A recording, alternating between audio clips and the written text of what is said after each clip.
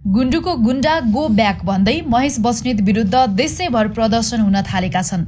बाराको सिमरा, विराटनगर, सुर्खेत र धनगढीमा त महेश बस्नेत र एमाले विरुद्ध युवाहरूले चर्को विरोध प्रदर्शन गरेका छन्।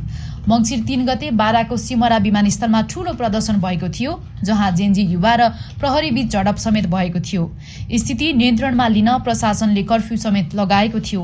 मंसिर 7 गते आइतबार विराटनगरमा पनि उनी विरुद्ध प्रदर्शन भयो। विमानस्थलबाट इटहरीतर्फ जाने क्रममा जेन्जी युवाले उनको गाडीमा रातो रङ छ्यापेका थिए। भदौ 23 र 24 को जेन्जी आन्दोलनलाई आतंक भन्दै जेन्जी युवालाई महेश बस्नेत आतंककारी भनिरहेका छन्। महेश बस्नेत र एमाले नेताका यस्ता अभिव्यक्तिले जेन्जीहरू एमालेसँग रिसाएका छन्।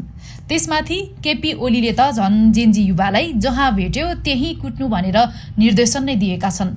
जेन्जी युवाहरूलाई त्रसित बनाउनकै लागि भनेर एमालेले नेसन भोलिन्टियर फोर्स नामको एउटा गुण्डा दस्ता पनि तयार पारेको छ। यो गुण्डा दस्ताले त झन् जेन्जी अगुवालाई पक्राउ गर्नु नभए हामी तह लगाउँछौ भनेर खुलिआम धम्की दिइरहेको छ। यता केपी ओली र महेश बस्नेत भने देशमा त्रास र आतंकको वातावरण सिर्जना गर्दैछन्। जेन्जी आन्दोलनका बेला भागेर सेनाको ब्यारेकमा पुगेका केपी ओली यतिखेर म देश बनाउँछु भाग्दिन भन्दै फुई लगाइरहेका छन्। सेनाको ब्यारेकबाट केपी ओली फर्कनु अगाडि नै एमाले महासचिव शंकर पोखरेल, महेश बस्नेत लगायतले भड्काउ अभिव्यक्ति दिइरहेका थिए। महेश बस्नेत त अहिले पनि हिंसा भड्काउने अभिव्यक्ति दिइरहेका छन्।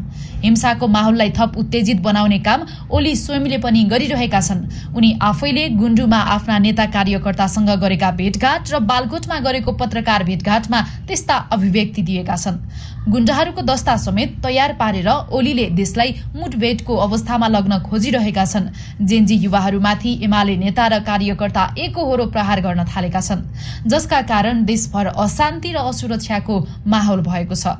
आफ्नै कारणले 76 जनाको मृत्यु हुँदा समवेदनाका एक शब्द समेत नबोल्ने केपी ओली जेन्जीलाई भने दानवीकरण गर्न लागिरहेका छन्। देशभर हिंसा भड्काएको, शान्ति खलबल्याएको भन्दै जेन्जी युवाहरू पनि केपी ओली र महेश बस्नेतलाई पक्राउ गर्नुपर्ने आवाज उठाइरहेका छन्।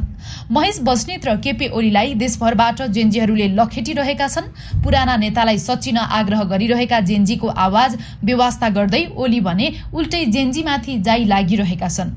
एमाले सुध्रिनका लागि ओलीले राजीनामा दिनुपर्ने जेन्जीहरूको माग छ, तर ओली भने म नै एमाले हुँ भने जसरी दम्ब देखाइरहेका छन्।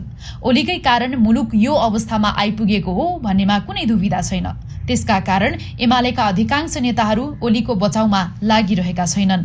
ओलीको बचाउमा उत्रिएका एकमात्र नेता हुन् महेश बस्नेत र ओलीको प्रशंसा गर्ने वा ओलीको बचाउ गर्ने सबैलाई नेपाली जनताले दुत्कारेको इतिहास छ। ओलीकै कारणले गर्दा आम जनताले एमालेलाई समेत दुत्कारिरहेका छन्। ओली र बस्नेतका गुण्डाहरू जेन्जी, काठमाडौँ महानगरपालिकाका मेयर बालेन शाह र हामी नेपालीका संयोजक सुदन गुरुङमाथि चौतर्फी आक्रमणमा उत्रिएका छन्। तर एमालेहरूले के बिर्सिन हुन्न भने जेन्जी र सुदन गुरुङले ओलीलाई सत्ताच्युत गराउने तागत राख्छन्। बालेनले ओलीको फेसबुक फलोअर मात्र होइन, मतदाता नै घटाउन शक्ति राख्छन् भन्ने ओलीलाई राम्रैसँग थाहा छ। ओलीलाई एमालेको नेतृत्वबाट बिदाबारी गरेपछि मात्र एमालेलाई जनताले स्वीकार गर्ने देखिन्छन्।